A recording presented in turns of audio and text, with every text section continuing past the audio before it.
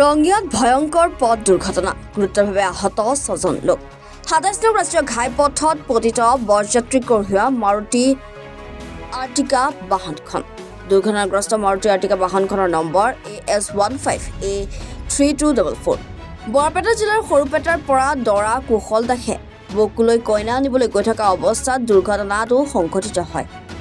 দুৰ্ঘটনাত গুৰুতৰভাৱে আহতসকলক ৰঙিয়াৰ এখন ব্যক্তিগত চিকিৎসালয়ত ভৰ্তি কৰে যদিও বাহনখনৰ চালক আৰু দৰাৰ পিতৃ যোগেন দাসৰ অৱস্থা অতি সংকটজনক। এইফালৰ পৰা বিৰাট স্পীডত আহিছে আইফালে ইয়াতে এটা পোষ্ট আছিল দলঙৰ কাষতে সেই পোষ্টত ডাইৰেক্ট আইফালে মাৰিছে। তাত 3জন লেডিজ আছিল 3জন জেণ্টছ আছিল আৰু এটা বাচ্চা আছে। বাচ্চাটোকতো ওলাই লৈছে প্ৰথমে কিন্তু লেডিজ আৰু যোনটো তাৰমানে কইনা আছিল কইনাৰ অৱস্থাটো খুবেই বেয়া আছিল।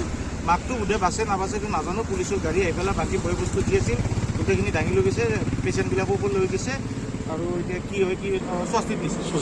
ক'ৰ পৰা আহিছিল গাড়ীখন? বৰপেটাৰ ফালৰ পৰা অহা বুলি আচ্ছা সৰুপেটা বৰপেটাৰ নম্বৰ প্লেট বৰপেটাৰ আছিল। আচ্ছা আচ্ছা আচ্ছা মাকৰ অৱস্থা বেয়া আৰু কইনাৰ অৱস্থা বেয়া এই দুটা বস্তু জানো। কেনেকে পাঠশালাৰ পৰা ক'লৈ যাই আছিল? এইটো নাজানো। এইটো অন দ্য ৱেৰ গাড়ী ৰাস্তাৰ গাড়ী নাজানো কোনফালে যাই আছে এইটো নাজানিম। ইয়াতে এক্সিডেণ্টটো হৈছে বিৰাট জোৰত আছিল গাড়ীখন। বাচ্চা এটা সুকলমে আছে বাকী 4জনৰ অলপমান ক্ৰিটিকেল আছে। ৰঙিয়াৰ পৰা শামছুল হকৰ ৰিপৰ্ট এনি ভাৰত 24।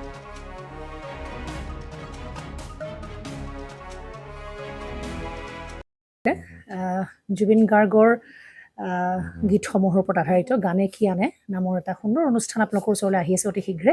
অহা 15 আগষ্টৰ পৰা ধেমাজিৰ পৰা প্ৰথম অডিশ্যন আৰম্ভ হ'ব আৰু সেই অডিশ্যনৰ যোগেদি বিভিন্ন কণ্ঠশিল্পীসকলে যিসকলে এই অনুষ্ঠানত যোগদান কৰিব বিচাৰে তেওঁলোকে এই অডিশ্যনৰ যোগেদি আগবাঢ়ি আহক আৰু জুবিন গাৰ্গৰ বহুত ভাল লগা গান আমি সদায় শুনি আহোঁ।